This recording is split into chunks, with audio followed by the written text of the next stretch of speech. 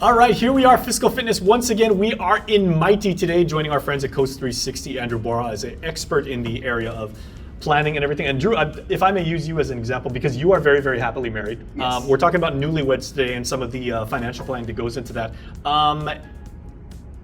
When it comes to like getting joint accounts or keeping accounts like separate and everything, is there really a better way to do that as far as, managing your finances, getting a better rate, maybe even like towards tax season?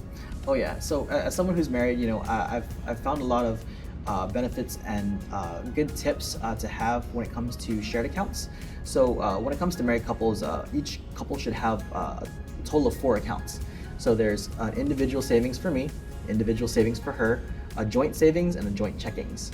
So our individual savings, that's for our whatever we want to do it, whatever we want to buy. If we want to get that new tool set, I have my savings for that. That doesn't relate to her. When it comes to our joint accounts, having a joint savings, it takes 2 signatures to get money out of that account. Those are for like the bigger expenses and for future planning, as a married couple. And then of course the joint checkings, those are for our daily expenses, outings, food, dinner, gas, groceries, things like that. It's things that we're both going to use. Having that joint checkings allows us to both have access to it at any time. So 4 accounts. Oh, that's interesting. Okay. Now, do you recommend, given that philosophy, a credit card for each spouse with a modest credit limit, or you just have one for the both of you and it's like 10,000 credit limit? Well, it depends. So if you guys do an equal amount of spending, let's say per month I spend $1,000 and she spends $1,000, one credit card is fine because it's kind of a shared thing. Whereas some couples, one person may cover the bills, one person may cover the groceries, or one person may cover everything, and the other person just pays for like little expenses here and there. So having 2 credit cards would be more beneficial because one credit limit may be higher than the others. If I'm the one buying things all the time, I want to have that higher credit limit, whereas my wife doesn't spend as much. She doesn't need that high of a credit limit, so she can have a smaller credit card. Okay, when it comes to your loans, right?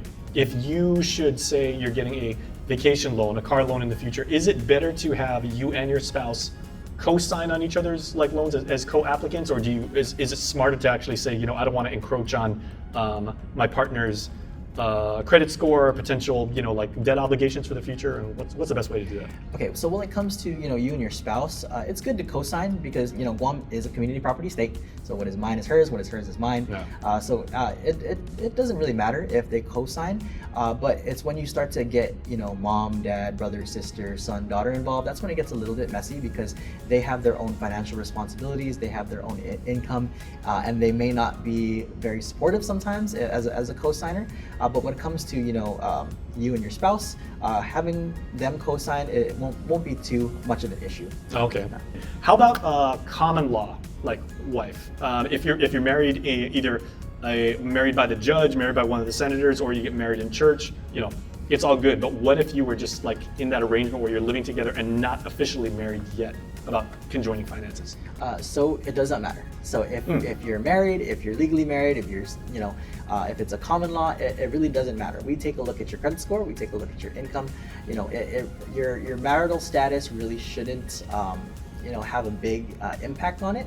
It's more of a communication thing. So if you live with that person, it's going to be a little bit easier to communicate, okay, who's paying for the loan at what time.